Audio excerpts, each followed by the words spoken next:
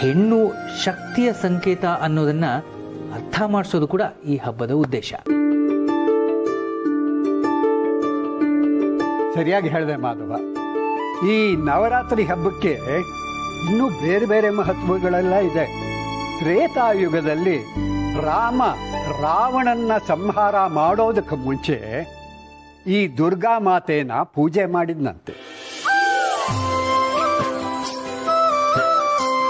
ವಿಜಯದಶಮಿ ದಿವಸನೇ ರಾಮ ರಾವಣನ್ನ ಸಂಹಾರ ಮಾಡ್ದ ಅಂತ ಪುರಾಣ ಹೇಳುತ್ತೆ. ಅದಕ್ಕಾಗಿ ಇವತ್ತಿಗೂ ಕೂಡ ಉತ್ತರ ಭಾರತದಲ್ಲಿ ವಿಜಯದಶಮಿ ದಿವಸ ರಾವಣನ ಪ್ರತಿಕೃತಿನ ಸುಡುವಂಥ ಪದ್ಧತಿ ಇದೆ. ತಾತ, ನವರಾತ್ರಿಲಿ ಆಯುಧ ಪೂಜೆ, ವಾಹನ ಪೂಜೆ ಮಾಡ್ತಾರಲ್ಲ, ಅದ್ಯಾಕೆ? ಅದಕ್ಕೂ ಬೇರೆ ಬೇರೆ ಕಥೆಗಳಿದೆಯಮ್ಮ. ದ್ವಾಪರ ಯುಗದಲ್ಲಿ ಪಾಂಡವರು 1 ವರ್ಷ ಅಜ್ಞಾತವಾಸದಲ್ಲಿದ್ರಲ್ಲ, ಆವಾಗ ಅವರು ತಮ್ಮ ಆಯುಧಗಳನ್ನೆಲ್ಲ ಒಂದು ಶಮಿ ವೃಕ್ಷದ ಮೇಲೆ ಬಚ್ಚಿಟ್ಟಿದ್ರಂತೆ. ಅವರ ಅಜ್ಞಾತವಾಸ ಮುಗಿದಿದ್ದು ಮಹಾನವಮಿ ದಿವಸ. ಆವತ್ತು ಅವರು ತಾವು ಬಚ್ಚಿಟ್ಟಿದ್ದ ಆಯುಧಗಳನ್ನೆಲ್ಲ ತೆಗೆದು ಪೂಜೆ ಮಾಡಿ ಕುರುಕ್ಷೇತ್ರದ ಯುದ್ಧಕ್ಕೆ ಹೊರಡ್ತಾರಂತೆ. ದುಷ್ಟರ ಸಂಹಾರಕ್ಕೆ ಅಂತ ಅವರು ಆಯುಧಗಳನ್ನ ಪೂಜೆ ಮಾಡಿದ್ರಲ್ಲ, ಅದಕ್ಕೋಸ್ಕರ ಇವತ್ತಿಗೂ ಆಯುಧ ಪೂಜೆ ಅಂತಂದ್ಬಿಟ್ಟು ನಾವೆಲ್ಲ ಆಚರಿಸ್ತೀವಿ. ಪ್ರತಿ ಹಬ್ಬನೂ ಹೀಗೇನೆ. ಅದನ್ನು ಯಾಕೆ ಮಾಡ್ತೀವಿ ಅನ್ನೋದನ್ನ ನಾವು ಅರ್ಥ ಮಾಡಿಕೊಂಡ್ರೆ ನಮ್ಮ ಸಂಸ್ಕೃತಿ ಬಗ್ಗೆ ನಮಗೆ ತಿಳುವಳಿಕೆ ಬರುತ್ತೆ. ಏನಂತೀರಿ ಪುರೋಹಿತ್ರೆ? ಸರಿಯಾಗಿ ಹೇಳಿದ್ರಿ.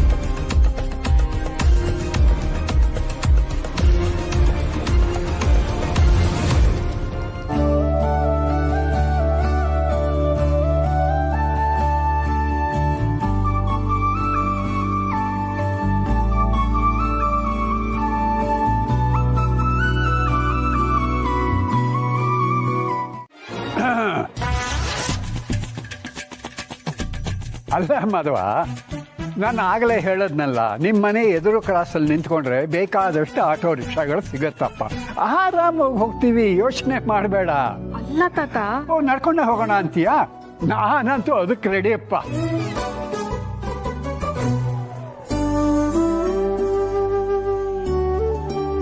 ಸಮಾಧಾನನಾ?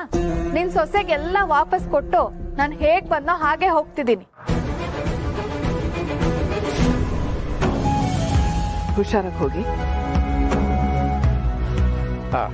ಆಯ್ತು, ನಾವು ಬರ್ತೀವಿ ತುಳಸಿ, ನೀನು ಜೋಪಾನ. ಸರಿ ಮಾವ, ತಗೊಳ್ಳಿ ಪಾಪುಗೆ. ಅರೆ, ಇದೆಲ್ಲ ಯಾಕೆ? ಮನೇಲಿ ಸಿರಿ ಬೇರೆ ಇಲ್ಲ, ಅವನು ಹೇಗೂ ಊಟ ಮಾಡಿರಲ್ಲ.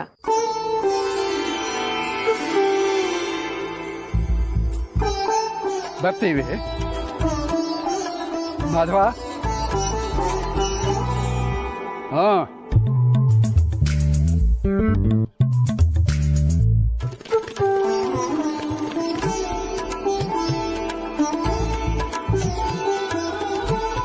ತುಳಸಿಯವರೇ, ನಾನು ಸ್ವಲ್ಪ ಆಚೆ ಹೋಗಿ ಬರ್ತೀನಿ. ಇಷ್ಟೊತ್ತಲ್ಲ? ಒಬ್ಬರೇ ಹೋಗೋದು ಬೇಡ, 1 ನಿಮಿಷ ಇರಿ, ನಾನು ಬರ್ತೀನಿ. ಕೆಫೆಲಿ ಸ್ವಲ್ಪ ಕೆಲಸ ಇತ್ತು. ನಿಮಗೂ ಬೆಳಿಗ್ಗೆಯಿಂದ ಪೂಜೆ ತಯಾರಿ ಮಾಡಿ ಸುಸ್ತಾಗಿರುತ್ತೆ, ರೆಸ್ಟ್ ಮಾಡಿ. ನಾನು ಹೋಗಿ ಬಂದ್ಬಿಡ್ತೀನಿ.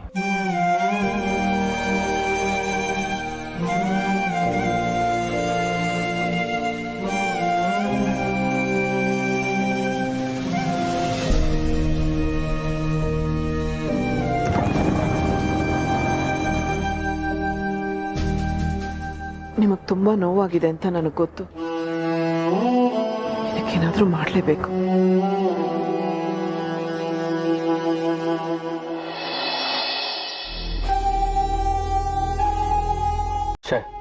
ಎಕ್ಸ್ಪೀರಿಯನ್ಸ್ ಇದ್ರೂ ಒಂದು ಕೆಲಸ ಸಿಗೋದು ಇಷ್ಟು ಕಷ್ಟ ಅಂತ ಗೊತ್ತಿರಲಿಲ್ಲ. ನನ್ನ ಹಣೆ ಬರನೇ ಸರಿ ಇಲ್ಲ ಅನ್ಸುತ್ತೆ.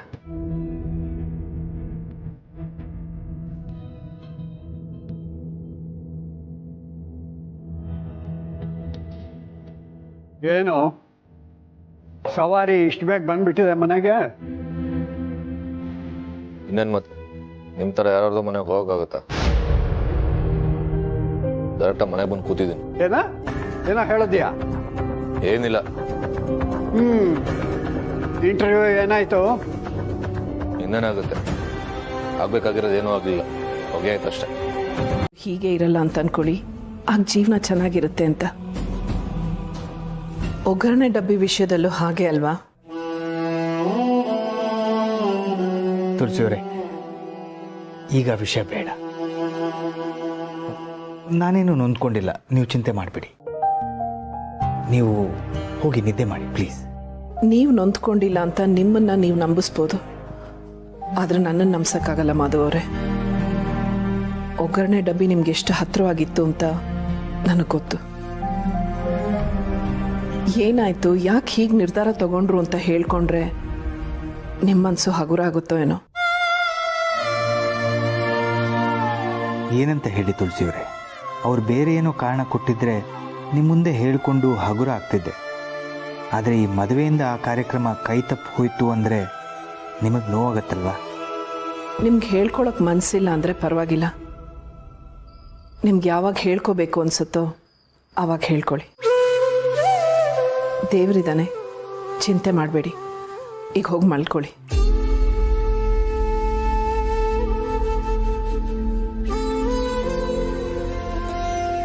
ನೀವು ಹೋಗಿರಿ, ನಾನು ಬರ್ತೀನಿ.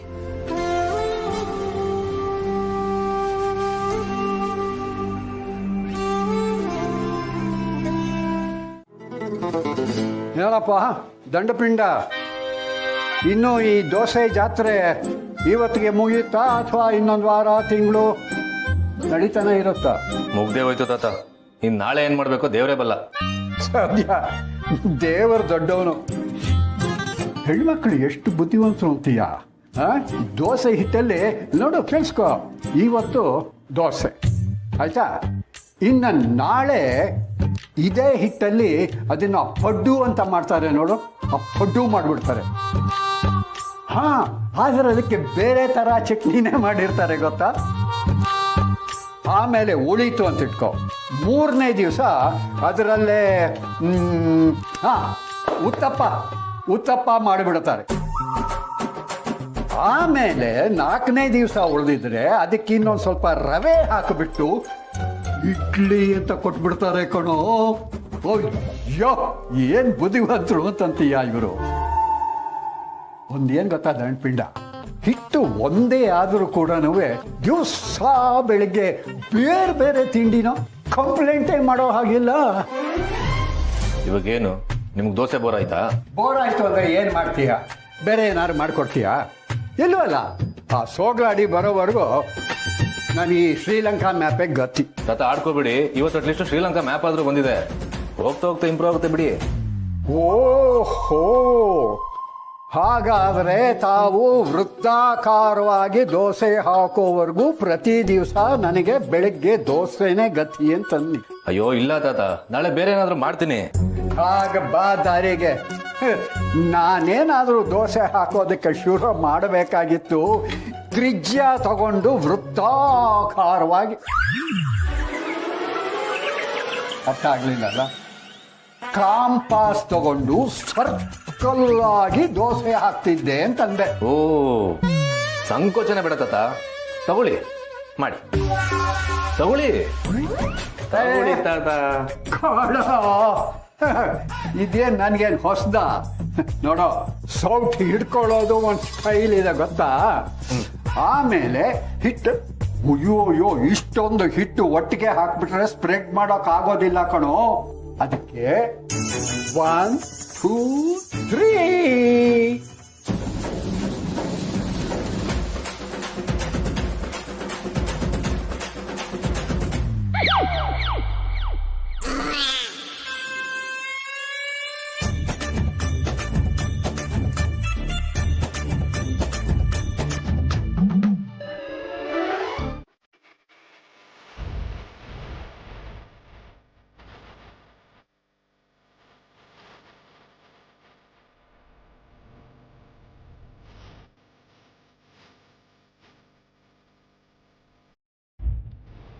ಮಾಧವ್ ಅವ್ರಿಗೆ ಈ ಕೆಲಸ ಅಂದ್ರೆ ಪ್ರಾಣ.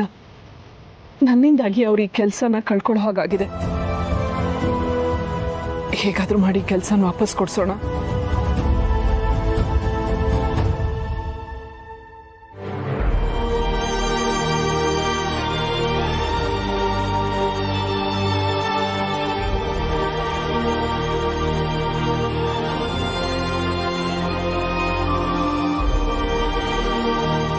ನೀವು ನನ್ನ ಸೆಂಟಿಮೆಂಟಲ್ ಆಗಿ ಕಟ್ ಹಾಕಕ್ಕೆ ಬರಬೇಡಿ.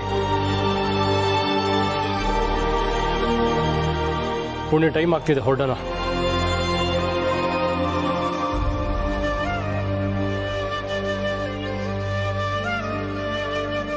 ಅಮ್ಮ ನೊಂದ್ಕೋಬೇಡಿ, ದೇವ್ರು ಯಾವ್ದಾದ್ರೂ ಒಂದು ದಾರಿ ತೋರಿಸ್ತಾನೆ. ಚೆಕಪ್ ಇತ್ತು, ಹಾಸ್ಪಿಟ್ಲಿಗೆ ಹೊರಟಿದ್ವಿ. ಬೇಗ ಬಂದ್ಬಿಡ್ತೀನಿ. ಬಂದು ಏನ್ ಮಾಡೋದು ಅಂತ ಯೋಚನೆ ಮಾಡೋಣ.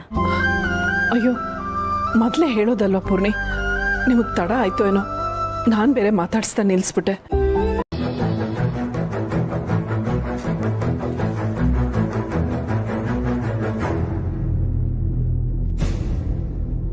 ಸಂಧ್ಯಾ ಏನಿದೆಲ್ಲ? ಸಣ್ಣ ಪುಟ್ಟ ದಿನಸಿ ಐಟಮ್ಸ್ ಅಣ್ಣ, ಅದು ಇದು ಅಂತ. ಸಣ್ಣ ಪುಟ್ಟ ಯಾಕೆ ಅಂತ? ಇದೇನಣ್ಣ ಹೀಗೆ ಕೇಳ್ತಿದ್ಯಾ? ನಂಗೆ ಈ ಟೈಮಲ್ಲಿ ಏನೇನೋ ತಿನ್ಬೇಕು ಅನ್ಸುತ್ತೆ, ಅದಕ್ಕೆ ಒಂದಷ್ಟು ದಿನಸಿ ತಂದೆ. ಹಾಗೆ ಒಂದಷ್ಟು ಐಟಮ್ಸ್ ನ ಮೆಡಿಕಲ್ ಸ್ಟೋರ್ಸ್ ಇಂದಾನು ತಂದೆ. ನೋಡು, ಪ್ರೆಗ್ನೆಂಟ್ ಇರೋರು ಇದನ್ನೆಲ್ಲ ತಿನ್ಲೇಬೇಕು ಅಂತ ಡಾಕ್ಟರ್ಸೇ ಹೇಳ್ತಾರೆ. ಇದ್ರಲ್ಲಿರೋ ಪ್ರೋಟೀನ್ಸು, ಮಿನರಲ್ಸು, ವಿಟಮಿನ್ಸು ಮಗು ಬೆಳವಣಿಗೆಗೆ ತುಂಬಾ ಇಂಪಾರ್ಟೆಂಟ್ ಅಣ್ಣ. ಅಂದ್ರೆ ಇದಿಷ್ಟನ್ನು ನೀನು ಒಬ್ಳೆ ತಿಂತೀಯಾ? ಹ್ಞೂ ತಾತ, ಯಾಕೆ ಕೇಳ್ತಿದ್ಯಾ? ಯಾಕೂ ಇಲ್ಲ, ಬಹುಶಃ ನಿನ್ನನ್ನು ಚೆಕ್ ಮಾಡಿದ ಡಾಕ್ಟರು ನಿನ್ನ ಹೊಟ್ಟೆಯಲ್ಲಿ ಏನಾದರೂ ಟ್ರಿಪ್ಲೆಟ್ ಇದೆ ಅಂತ ಹೇಳಿದಾರ ಅಂತ ಅನುಮಾನ ಬಂತು. ಒಂದೇ ಸಾಕಾಗಿದೆ, ಇನ್ನು ಅವಳಿ ಜವಳಿ ಬೇರೆ. ಹೌದು, ಈ ಸಣ್ಣ ಪುಟ್ಟ ಇದಕ್ಕೆಲ್ಲ ದುಡ್ಡು ಯಾರು ನಿಮ್ಮ ಜುಗ್ಗ ಮಾವ ಕೊಡ್ತಾರ? ಅಯ್ಯೋ, ಅವ್ರು ಯಾಕೆ ಕೊಡ್ತಾರೆ? ಅಣ್ಣ ಇದಾನಲ್ಲ, ಅವನೇ ನನ್ನ ಖರ್ಚನೆಲ್ಲ ನೋಡ್ಕೊಳ್ತಾನೆ.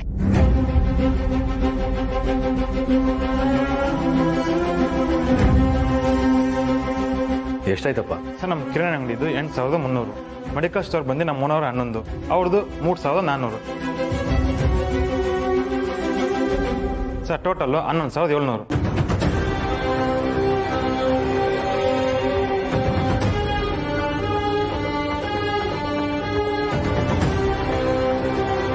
$11,700. ಜೇಬೆಲ್ಲ ತಡ್ಕಡಿದ್ರು 500 ರೂಪಾಯಿನೂ ಹುಟ್ಟಲ್ಲ. ಅಷ್ಟೊಂದು ದುಡ್ಡು ಎಲ್ಲಿಂದ ಕೊಡ್ಲಿ? ಅಲ್ಲ, ಇವಾಗ ದುಡ್ಡು ಡ್ರಾ ಮಾಡ್ಕೊಂಡು ತಗೊಬಂದಿಲ್ಲ, ನಾಳೆ ಬಂದು ಅಂಗಡಿಗೆ ಕೊಟ್ಬಿಡ್ತೀನಿ ಅಂತ ಹೇಳಿ. ಅದೆಲ್ಲ ಆಗಲ್ಲ ಸರ್, ನಮ್ಮ ಮನೋರು ಈಗಲೇ ದುಡ್ಡು ತಗೊಂಬ ಅಂತ ಹೇಳಿದ್ದಾರೆ. ಅಲ್ಲಪ್ಪ, ಡ್ರಾ ಮಾಡಿದ್ರೆ ದುಡ್ಡಿಲ್ಲ ಅಂತ ಹೇಳ್ತಿದ್ದೀನಲ್ಲ, ನಾ ಆಮೇಲೆ ಬಂದು ಕೊಡ್ತೀನಿ ಅಂತ ಹೇಳು. ನಾನು ದುಡ್ಡು ತಗೊಂಡು ಹೋದ್ರೇನೆ ನಮ್ಮನ್ನ ಅಂಗಡಿ ಸೇರಿಸೋದು. ಬೇಗ ಕೊಡಿ ಸರ್.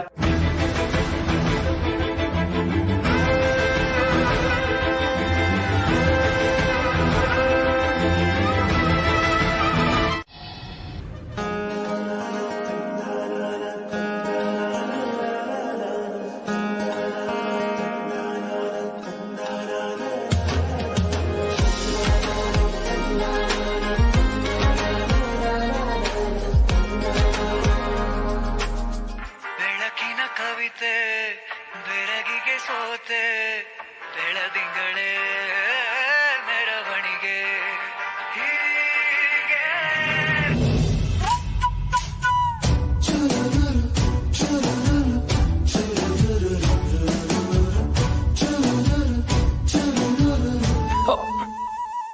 ಸಾರಿ.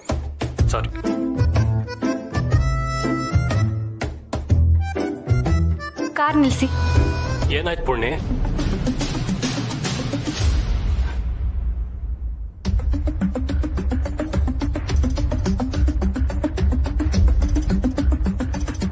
ಪುಣ್ಯ ಏನಾಯ್ತು?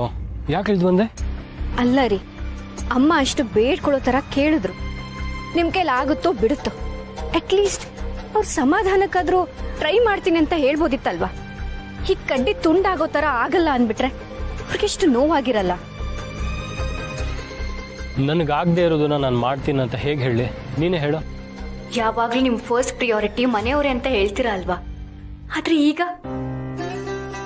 ಓ ಸಾರಿ. ಮಾವ ಮತ್ತೆ ಅಮ್ಮ ನಿಮಗ್ ಮನೆಯವರು ಅಂತ ಅನ್ಸದೇ ಇಲ್ಲ ಅಲ್ವಾ? ಪೂರ್ಣಿ, ಈಗ ಇಷ್ಟೆಲ್ಲ ಆಗೋದಿಕ್ಕೆ ಕಾರಣ ಅವರೇ.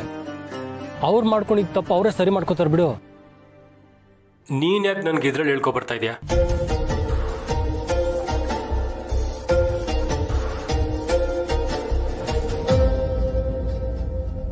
I am sorry.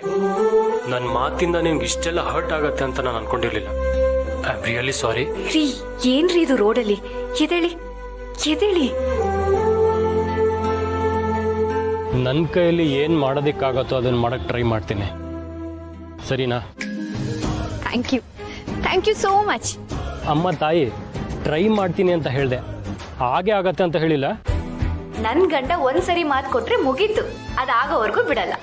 Over confidence ಒಳ್ಳೇದಲ್ಲ. ಇದು ಬರೀ ಕಾನ್ಫಿಡೆನ್ಸ್, ಸ್ವಲ್ಪ ಜಾಸ್ತಿ ಇದೆ ಅಷ್ಟೇ. ತರ್ಲೆ, ರೆಡಿ, ಹೊರಡೋಣ.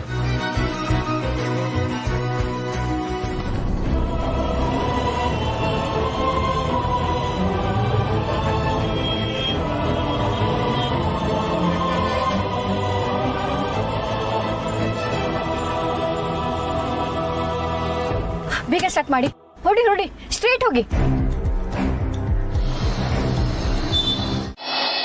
ಸರ್ ಚೆನ್ನಾಗಿ ವೆಯ್ಟ್ ಮಾಡಿ ಸರ್, ದುಡ್ಡು ಕೊಟ್ಟರೆ ಹೊಡ್ತೀನಿ ಸರ್.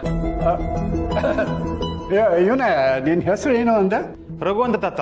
ಹಾ, ರಘು. ಅಲ್ಲಪ್ಪ, ನಮ್ಮನ್ನ ಸಾಲ ಮಾಡಿ ಓಡ್ ಹೋಗೋರ್ ತರ ನೋಡ್ತಾ ಇದ್ದೀಯಲ್ಲ. ನಿಮ್ಮ ಯಜಮಾನರು ನನಗೆ ತುಂಬಾ ಫ್ರೆಂಡು, ಗೊತ್ತಾಯ್ತಾ? ಕೆಲಸ ಮಾಡು, ಚಲೋ. ಇದರಲ್ಲಿ 2,000 ರೂಪಾಯಿ ಇದೆ. ಇದನ್ನ ಕೊಟ್ಬಿಟ್ಟು ಉಳಿದದ್ದನ್ನ ಅವ್ರು ನಾಳೆ ತಗೊಂಡ್ ಬಂದು ಕೊಡ್ತಾರೆ ಅಂತ. ತಗೋ ತಗೋ ತಗೋ. ಹೇಳದ್ನಲ್ಲ ನೋಡು, ಈಗಿನ ಕಾಲದ ಹುಡುಗರಿಗೆ ಜೇಬಲ್ ದುಡ್ಡು ಇರೋದಿಲ್ಲ. ಏನಿದ್ರು ಕಾರ್ಡು, ಮೊಬೈಲು, ಅದು ಇದು ಅಂತ, ಗೊತ್ತಾಯ್ತಾ? ಅವ್ರಿಗೆ ಹೋಗಿ ಹೇಳು ಯಜಮಾನ್. ಅಯ್ಯೋ, ನಮ್ಮ ಓನರ್ ಇದನ್ನೆಲ್ಲ ಕೇಳತ್ತಾತ. ನಿಮ್ಮ ಯಜಮಾನ್ರಿಗೆ ನನ್ನ ಹೆಸರು ಹೇಳು ಅಂತ ಹೇಳದ್ನಲ್ಲ, ಹೋಗು. ಸರಿ, ನೀವೇನು ಹೇಳ್ತದೆ ಅಂತ ಹೊಡ್ತಾ ಇದ್ದೀನಿ. ನಿಮ್ಮ ಅಮ್ಮಂಗೆ ಮಾತ್ರ ನಾನು ನಂಬಕ್ಕಾಗಲ್ಲ. 4 ಕೋಟಿ ನಂಗೆ ಗೊತ್ತಲ್ಲ ನಮ್ಮ ಓನರ್ ಬಗ್ಗೆ. ಗೊತ್ತು, ಹೋಗೋಣ, ಗೊತ್ತು, ಹೋಗು. ಸರಿ, ಬರ್ತೀನಿ ತಾತ. ಇಲ್ಲಿ ಬೈ. ಯಾರನ್ನ ನೀನ್ ತಾತ ಅಂದಿದ್ದು?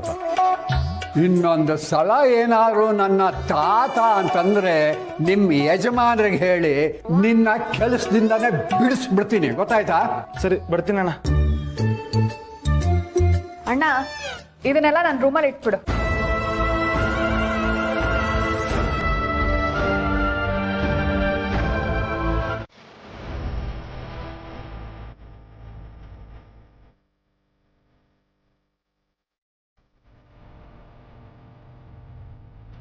ಏನ್ರಿ ಮಾಡ್ತಿದ್ದೀರಾ?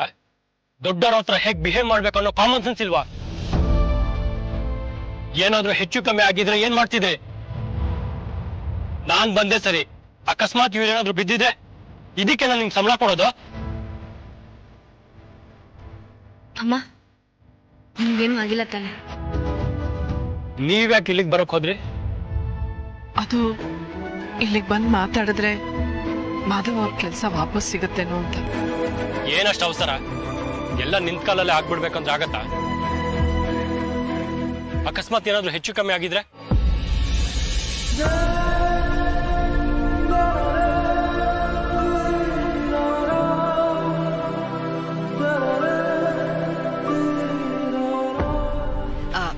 ಮನೇಲಿ ನಿಮ್ ಹೆಲ್ಪ್ ಕೇಳಿದ್ರು, ನೀವ್ ಆಗಲ್ಲ ಅಂದ್ರೆ ಅದಕ್ಕೆ ಅವರೇ ಇಲ್ಲಿಗೆ ಬಂದ್ರು ಅಲ್ವಾ ಅಮ್ಮ?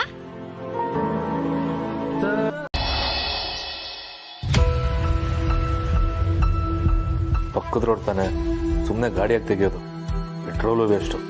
ನಡ್ಕೊಂಡು ಹೋದ್ರಾಯ್ತು.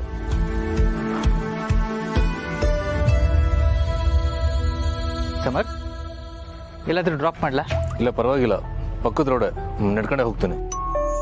ಅಲ್ಲ, ನಾನು ಪಕ್ಕದ ರೋಡಿನಲ್ಲೇ ಹೋಗ್ತಿದ್ದೀನಿ, ಡ್ರಾಪ್ ಮಾಡ್ತೀನಿ. ಇಲ್ಲ ಪರವಾಗಿಲ್ಲ, ನೀವು ಹೊರಡಿ. ಯಾಕೆ ಸಂಕೋಚ ಪಟ್ಕೋತೀಯ? ನಿನಗೆ ನನ್ನ ಸ್ಕೂಟ್ರಲ್ಲಿ ಕೂತ್ಕೊಳ್ಳೋದು ಭಯನಾ? ಬೀಳ್ಸಲ್ಲ, ಬಾ ಬಾ ಸಮರ್.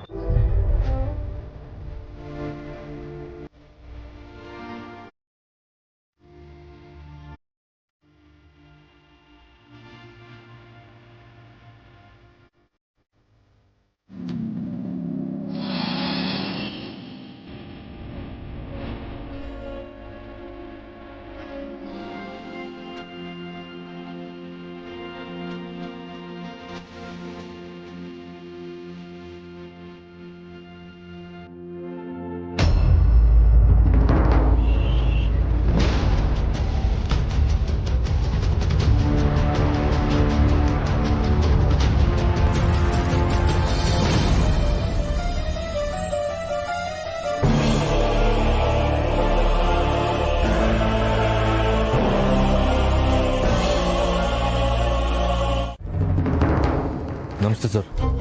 ಓ ಸಮರ್ಥ್, ನಾನೇ ನಿಮ್ಮ ಮನೆ ಹತ್ರ ಬರೋಣ ಅಂತ ಅನ್ಕೊಂಡಿದ್ದೆ, ನೀನೇ ಬಂದೆ ನೋಡು. ಅಲ್ಲಪ್ಪ, ಅಷ್ಟೊಂದು ಐಟಮ್ ತಗೊಂಡ್ ಹೋಗ್ಬಿಟ್ಟು ಬರೀ 2,000 ರೂಪಾಯಿ ಕೊಟ್ಟು ಕೈ ತೊಳ್ಕೊಂಡಿದ್ಯಲ್ಲ, ಹಿಂಗ್ ಮಾಡಿದ್ರೆ ನಾವ್ ಎಲ್ಲೋಗೋಣ ಹೇಳೋ? ಕೈ ತೊಳ್ಕೊಂಡಿಲ್ಲ ಸರ್, ನಿಮ್ ದುಡ್ಡು ವಾಪಸ್ ಕೊಟ್ಟೆ ಕೊಡ್ತೀನಿ. ನೀನ್ ಕೊಟ್ಟಿಲ್ಲ ಅಂದ್ರು ಕಿತ್ಕೊಳ್ಳೋದು ಹೇಗೆ ಅಂತ ನನ್ಗೆ ಗೊತ್ತು. ವಿಷಯ ಅದಲ್ಲ, ದುಡ್ಡು ಕೊಡಕ್ ಆಗಲ್ಲ ಅಂದ್ಮೇಲೆ ಅಷ್ಟೊಂದು ಐಟಮ್ ಎಲ್ಲ ಯಾಕಪ್ಪ ತಗೊಳ್ಬೇಕು? ಅದು ಅಲ್ದೆ ನಿನ್ ಕೈಲಿ ಕೆಲ್ಸನೂ ಇಲ್ವಂತೆ. ಸರ್ ಪ್ಲೀಸ್, ಆ ವಿಷಯ ಬೇಡ ಆಯ್ತಾ? ಆಯ್ತು ಬಿಡಪ್ಪ, ಕಂಡೋರ್ ಮನೆ ವಿಷಯ ನನಗೆ ಯಾಕೆ? ಹೇಗೂ ನಾನು ದುಡ್ಡು ಕೊಟ್ಟು ಹೋಗಕ್ ಬಂದಿದ್ಯಾ, ಕೊಟ್ಟೋಗು. ಕ್ಷಮಿಸಿ ಸರ್, ಸದ್ಯಕ್ಕೆ ನನ್ನ ಕೈಲಿ ಅಷ್ಟೊಂದು ದುಡ್ಡನ್ನ ಹೊಂದಕ್ ಆಗ್ತಾ ಇಲ್ಲ. ದಯವಿಟ್ಟು ಸ್ವಲ್ಪ ಟೈಮ್ ಕೊಡಿ. ಏನ್ ತಮಾಷೆ ಮಾಡ್ತಾ ಇದೀಯಾ? ಅಲ್ಲಿ ನೋಡು, ಲೋಡ್ ಬಂದ್ ನಿಂತಿದೆ. ಕೂಲಿ ಕೊಡಕ್ಕೆ ನನ್ನ ಹತ್ರ ದುಡ್ಡಿಲ್ಲ. ಅದೇನ್ ಮಾಡ್ತೀಯ ನನ್ಗೆ ಗೊತ್ತಿಲ್ಲ, ನನ್ ದುಡ್ಡು ಕೊಡೋ ಅಷ್ಟೇ. ಸರ್ ದಯವಿಟ್ಟು ಹಾಗೆ ಹೇಳ್ಬಿಡಿ, ನನ್ನ ಹತ್ರ ಬೇರೆ ದುಡ್ಡು ಅಂತೂ ಇಲ್ಲ. ನಿಮಗೆ ದುಡ್ಡು ಕೊಡಬೇಕು ಅಂತಂದ್ರೆ ಸ್ವಲ್ಪ ಟೈಮ್ ಬೇಕಾಗುತ್ತೆ. ಏನ್ ಮನುಷ್ಯಪ್ಪ ನೀವೆಲ್ಲ? ನಿಮ್ ತಾತ ನೋಡಿದ್ರೆ ಊರೆಲ್ಲ ಪಂಚಾಯತಿ ಮಾಡ್ತಾರೆ, ನೀನ್ ನೋಡಿದ್ರೆ ಹೀಗೆ. ತಾತನ ವಿಷಯ ಎಲ್ಲ ಬೇಡ ಸರ್, ದಯವಿಟ್ಟು ಈ ವಾಚ್ ತಗೊಂಡು ಸಾಲ ಮನ್ನಾ ಮಾಡಿಕೊಡಿ ಪ್ಲೀಸ್. ಇಲ್ಲ ಅಂತ ಅನ್ಬೇಡಿ.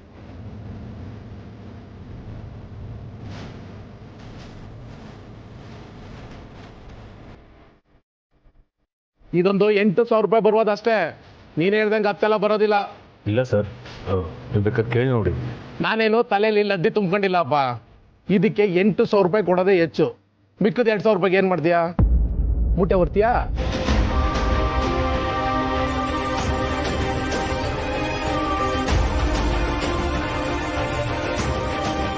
ಆಯ್ತು ಸರ್. ಏನಾಯ್ತು? ಸಾಲ ಮಾಡೋದು, ಆಮೇಲೆ ನಮ್ಮ ತಲೆ ತಿನ್ನೋದು. ಎಲ್ಲಿಂದ ಬರ್ತೀರಾ ನೀವೆಲ್ಲ? ನಿಜ ಹೇಳ್ತಾ ಇದೀನಿ ಸರ್, ನಾನು ಮೂಟೆ ಬರ್ತೀನಿ. ಏ ರಘು, ಬರ ಇಲ್ಲಿ. ಆ ಮೂಟೆ ಹೊರಗೆ 5 ಜನಕ್ಕೆ ಬರಕ್ಕೆ ಹೇಳಿದ್ನಲ್ಲ, ಅವ್ರಿಗೆ ಬೇಡ ಅಂತ ಹೇಳು. ಬಾಕಿ ಇರೋ 2,000 ಮನ್ನಾ ಮಾಡಕ್ಕೆ ಎಲ್ಲ ಇವನೇ ಮಾಡ್ತಾನೆ.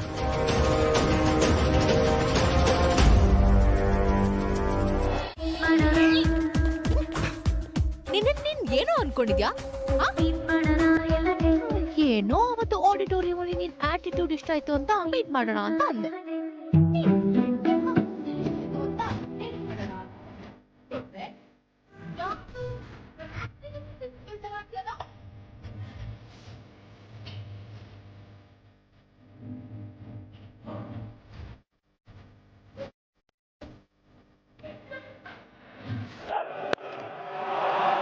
ಅಯ್ಯೋ, ನಾನ್ ಟಿವಿ ನೋಡ್ತಿದ್ದೆ, ಕಾಣಿಸ್ತಿಲ್ವಾ ನಿಂಗೆ? ಕಾಣಿಸೋದಕ್ಕೇನಿದೆ, ನೀನು ಯಾವಾಗಲೂ ಮಾಡೋದು ಇದು ಒಂದೇ ಕೆಲಸ ತಾನೆ. ಚಾನಲ್ ಯಾಕೆ ಚೇಂಜ್ ಮಾಡ್ದೆ ತಾತ? ನಮ್ಮ ಮ್ಯಾಚ್ ನೋಡ್ಬೇಕು. ಅಲ್ಲ ತಾತ, ಈ ಟೈಮಲ್ಲಿ ನಾನು ಇದನ್ನೆಲ್ಲ ನೋಡ್ಬೇಕಾ? ಇಲ್ಲಮ್ಮ, ಇಲ್ಲ, ಖಂಡಿತ ಈ ಥರದ್ದೆಲ್ಲ ನೋಡಲೇಬಾರ್ದು. ಒಂದು ಕೆಲಸ ಮಾಡು, ಕೈ ಕಾಲು ತೊಳ್ಕೊಂಡು ಬಂದು ದೇವರ ಮೇಲೆ ಕೂತ್ಕೊಂಡು ಭಜನೆ ಮಾಡು. ತಾತ, ಇನ್ನೇನು, ಬಂದಾಗ್ಲಿಂದ ನೋಡ್ತಾ ಇದ್ದೀನಿ. ಒಂದು ದಿವಸ ಆದರೂ ಆ ಟಿವಿ ಆಫ್ ಆಗಿದೆಯಾ? ಲೈಫಲ್ಲಿ ಎಂಟರ್ಟೈನ್ಮೆಂಟ್ ಇರ್ಬೇಕಲ್ಲ ತಾತ? ಬೇಕು, ಕರೆಕ್ಟು. ಆದರೆ ಎಂಟರ್ಟೈನ್ಮೆಂಟೇ ಲೈಫ್ ಆಗಬಾರ್ದು, ಗೊತ್ತಾಯ್ತಾ? ಉಪಯೋಗ ಆಗೋ ಅಂಥದ್ದು ಏನಾದ್ರು ಒಂದು ಕೆಲಸ ಮಾಡು. ನೋಡೋ, ಭಗವದ್ಗೀತೆ ಓದು, ರಾಮಾಯಣ ಮಹಾಭಾರತ ಓದು, ವಿಷ್ಣು ಸಹಸ್ರನಾಮ ಓದು. ತಾತ, ಈ ಟೈಮಲ್ಲೂ ನನ್ಗೆ ಇರಿಟೇಟ್ ಮಾಡ್ಬೇಡ. ಸುಮ್ಮನೆ ನನ್ನ ಪಾಡಿ ನಾ ಟಿವಿ ನೋಡ್ತಿದ್ರೆ ನಿನಗೇನ್ ಕಷ್ಟ? ಎದ್ದೋಗಿ ಬಾಗಲ್ ತೆಗಿ. ನನಗೆ ಕಾಲು ನೋವು. ಕೂತು ಕೂತು ಕೂತು ಕಾಲು ತುಕ್ಕಿ ಹಿಡಿದು ಬಿಟ್ಟಿರಬೇಕು. ಎದ್ದೋಗೋ, ಹೇಳ್ದಷ್ಟು ಮಾಡು.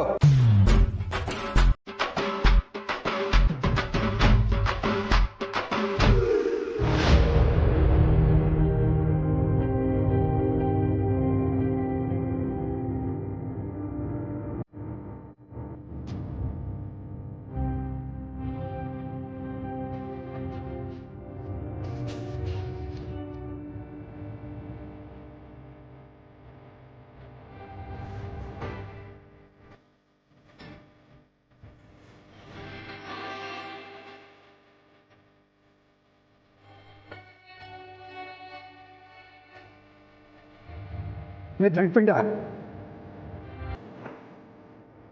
ಏನಾಯ್ತು?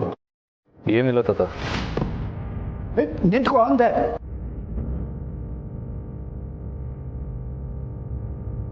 ಏನಾಯ್ತು? ಸುಸ್ತಾದ ಒಂಥರ ಕಾಣಿಸ್ತಾ ಇದೀಯಾ? ಏನಿಲ್ಲ ತಾತ.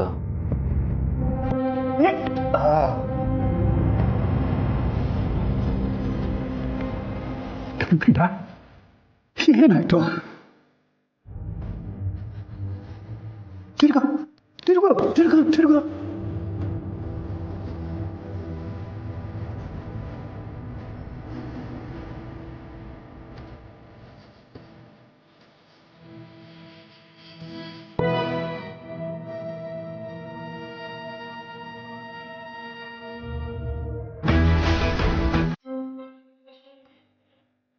ತಗೋ.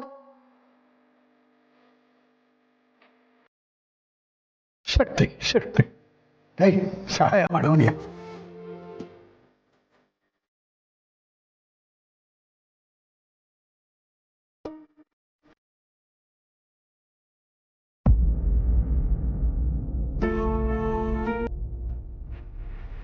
ಅಣ್ಣ, ನಿನಗೆ ಯಾಕೆ ಕೆಲಸ ಎಲ್ಲ ಬೇಕಿತ್ತು? ಸುಮ್ಮನೆ ದುಡ್ಡು ಕೊಟ್ಟಿದ್ರೆ ಆಗ್ತಿರ್ಲಿಲ್ವಾ? ಏಯ್, ಇನ್ನೊಂದು ಕ್ಷಣ ನಾನು ಕಣ್ಮುಂದೆ ನಿಂತಿದ್ರೆ ಹುಟ್ಟಲಿಲ್ಲ ಅನ್ನಿಸ್ಬಿಡ್ತೀನಿ ನಿನ್ನ. ಅದ್ ಯಾವ ಗಳಗಲ್ ಹುಟ್ಟಿದ್ನೋ ನಾನು. ಯಾವಾಗ ನನ್ನ ನೋಡಿದ್ರು ಸಿಡಿ ಸಿಡಿ ಅಂತಿರ್ತೀಯ. ಹಾಗೆ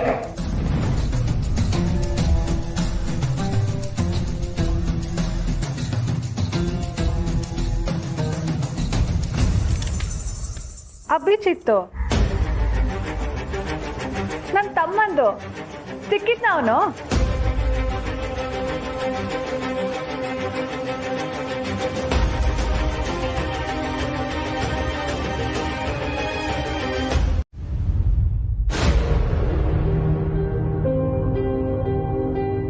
ದಂಡ್ಪಿಂಡ ಇದ್ದಕ್ಕಿದ್ದ ಹಾಗೆ ಅವನಿಗೆ ಜ್ಞಾನೋದಯ ಆಗಿರ್ಬೋದು ಅಲ್ವಾ? ಎಲ್ಲ ನಾಟಕ ತಾತ. ನನ್ಗಂತೂ ಒಂದು ಮಾತಲ್ಲಿ ಬರೀ ದುರಾಂಕಾರ ವ್ಯಂಗ್ಯನೇ ಕಾಣುತ್ತೆ. ಅದು ಹಾಗೇನೆ.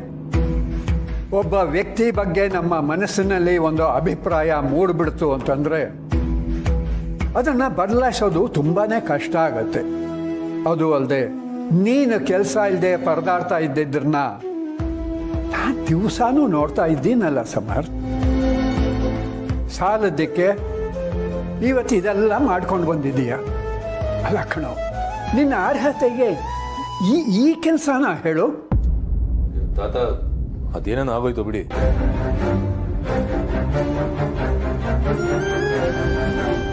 ನೋಡು ಸಮರ್ಥ, ಉದ್ಯೋಗಂ ಪುರುಷ ಲಕ್ಷಣಂ ಅಂತ ಹೇಳ್ತಾರೆ.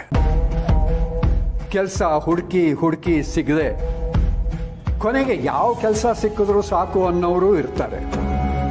ಆದ್ರೆ ನೀನು ಹಾಗಾಗೋದು ನನಗಿಷ್ಟ ಇಲ್ಲ ಸಮರ್ಥ. ಯಾರು ಗೊತ್ತು ಆ ಉತ್ತರ ಕುಮಾರನಿಗೆ ತನ್ನ ತಪ್ಪಿನ ಅರಿವಾಗಿದೆಯೋ ಏನೋ. ಚೆನ್ನಾಗಿ ಹೇಳಿದ್ರಿ ಸಮರ್ಥ. ಅವನೊಂದು ವೇಳೆ ಒಳ್ಳೆ ಮನಸ್ಸಿನಿಂದಾನೇ ನಿನಗೆ ಕೆಲಸ ಕೊಡೋದಕ್ಕೆ ಅಂತ ಕರೆದಿದ್ರೆ ಆ ಅವಕಾಶನ ಯಾಕೆ ತಪ್ಪಿಸ್ಕೋತೀಯ? ಏನ್ ತಾತ, ನೀವು ಹೀಗೆ ಮಾತಾಡ್ತಿರಲ್ಲ. ನೋಡು, ನನಗೆ ಅನ್ಸಿದ್ದನ್ನ ನಾನು ಹೇಳಿದೆ. ಅವನ ಬಗ್ಗೆ ನನಗಿಂತ ಚೆನ್ನಾಗಿ ನಿನಗೆ ಗೊತ್ತಿದೆ. ಈ ವಿಷಯದಲ್ಲಿ ನಾನು ಸಲಹೆ ಕೊಡ್ಬೋದಷ್ಟೇ. ನಿರ್ಧಾರ ನಿಂದು.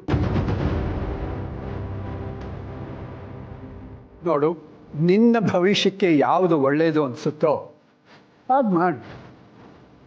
ಬಲವಂತ ಏನಿಲ್ಲ.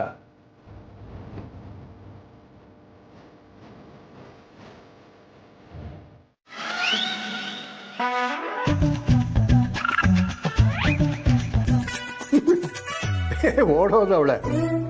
ಈ ಕ್ಯಾರೆಟ್ ಹಚ್ಚೋದ್ರನ್ನ ನಿನ್ಗೆ ಯಾರು ಹೇಳ್ಕೊಟ್ರು? ಯಾಕೆ ತಾತ? ಚೆನ್ನಾಗೇ ಹೆಚ್ಚಿದ್ದೀನಲ್ಲ. ಆಹಾ, ಎಷ್ಟು ಚೆನ್ನಾಗಿ ಹಚ್ಚಿದೆಯೋ. ನಮ್ಮ ದಂಡಪಿಂಡನ ಮೋಟಾರ್ ಸೈಕಲ್ ಟೈರ್ ಇರುತ್ತಲ್ಲ, ಅದು ಕೂಡ ಇದಕ್ಕಿಂತ ತೆಳ್ಳಗಿರುತ್ತೆ. ತರಕಾರಿನ ಹಚ್ಚಿದ್ರೆ ನಂತರ ತೆಳುವಾಗಿರಬೇಕು. ಇದನ್ನ ಕಚ್ಚೋಕ್ಕೂ ಆಗ್ತಾ ಇಲ್ಲ ನನ್ನ ಕೈಲಿ. ಬೇಕಿದ್ರೆ ನೀನೇ ಮಾಡ್ಕೊ, ನನಗೆ ಹೆಚ್ಚಕ್ ಬರೋದೇ ಹೀಗೆ. ತಪ್ಪಿಸ್ಕೊಳಕ್ ಕಾಯ್ತಾ ಇರ್ತೀಯ, ಅದಕ್ಕೆ 106 ನೆಪಗಳು ಬೇರೆ. ನೋಡೋ, ಇವತ್ತು ಏನಾದರೂ ಆಗಲಿ ನೀನೇ ತರಕಾರಿ ಹೆಚ್ಚಬೇಕು, ಅಡುಗೆ ಮಾಡಬೇಕು. ಯಾಕೆ ಹೇಳ್ತಿದ್ಯಾ ತಾತ? ಬಸ್ರಿ ಹೆಂಗ್ಸ್ ಹತ್ರ ಕೆಲಸ ಮಾಡಿಸ್ತಿದ್ಯಲ್ಲ, ಸ್ವಲ್ಪನೂ ಕರುಣೆ ಇಲ್ವಾ ನಿಂಗೆ? ಕರುಣೆ ಸ್ವಲ್ಪ ಜಾಸ್ತಿನೇ ಇದೆ ಅಮ್ಮ. ನಿನಗೆ ನಾರ್ಮಲ್ ಡೆಲಿವರಿ ಆಗಲಿ ಅಂತಾನೆ ನಿನ್ನ ಕೈನಲ್ಲಿ ಕೆಲಸ ಮಾಡಿಸ್ತಾ ಇರೋದು.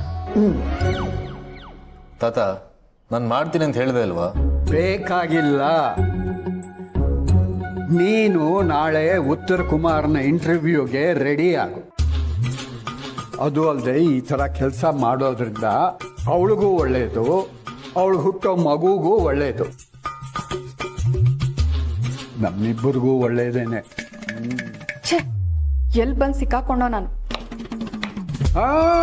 ನಿಧಾನ ನಿಧಾನ, ನಮ್ಮಲ್ಲಿರೋದು ಒಂದೇ ಚಾಕು, ಅದನ್ನು ಹಾಳು ಮಾಡಬೇಡ.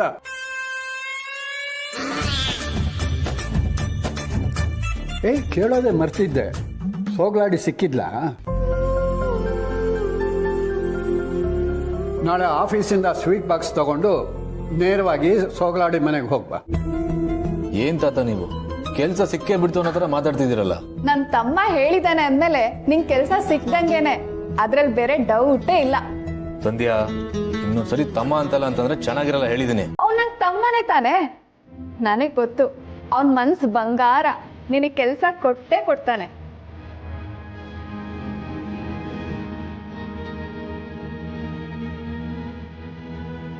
ಆ ಇಡಿಯಟ್ ಏನಕ್ಕೆ ಕರೆದಿದ್ದಾನೋ ಏನೋ, ಇವ್ರು ನೋಡಿದ್ರೆ ಕೆಲಸ ಅಂತಿದ್ದಾರೆ. ನಿಮ್ ಜೊತೆ ಸ್ವಲ್ಪ ಮಾತಾಡ್ಬೇಕಾಗಿತ್ತು. ನಿಮ್ಮಿಂದ ತುಂಬಾ ಉಪಕಾರ ಆಯ್ತು. ಮಾಧವ್ ಅವ್ರ ಕೆಲಸ ವಾಪಸ್ ಕೊಡಿಸ್ಬಿಟ್ರಿ. ನಿಮ್ಮಿಂದಾನೇ ಈ ಮನೆ ಉಳ್ಕೊಂಡಿರೋದು ಅಂತ ರಾಗ ಎಳಿತಾಳೀಗ. ಇವಳ ಹತ್ರ ಹೊಗಳಿಸ್ಕೊಂಡು ನನಗೇನಾಗಬೇಕಾಗಿಲ್ಲ. ನಿಂತ್ಕೊಳ್ಳಿ.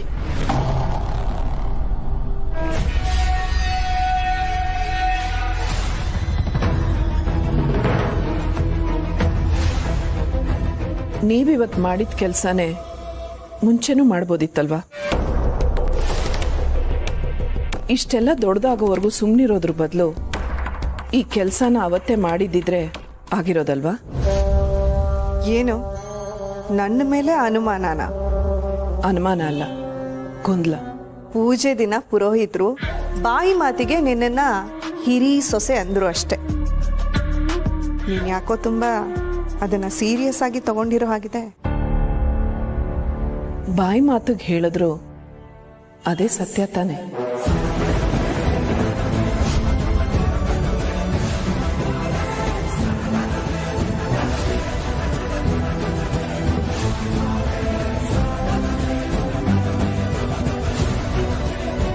ನನ್ನ ಪ್ರಶ್ನೆಗೆ ಉತ್ತರ ಹೇಳಲಿಲ್ಲ ನೀವು. ಹಾದಿ ಬೀದಿಯಲ್ಲಿ ಹೋಗೋರ್ಗೆಲ್ಲ ನಾನು ಉತ್ತರ ಕೊಡ್ಬೇಕಂತೇನಿಲ್ಲ. ಹಾಗೆ ಉತ್ತರ ಕೊಡೋದು ನನ್ನ ಕ್ಲಾಸು ಅಲ್ಲ. ಅವಸರ ಏನೂ ಇಲ್ಲ. ನಾನು ಹೇಗೂ ಇಲ್ಲೇ ಇರ್ತೀನಲ್ಲ, ಆರಾಮಾಗಿ ಹೇಳಿ.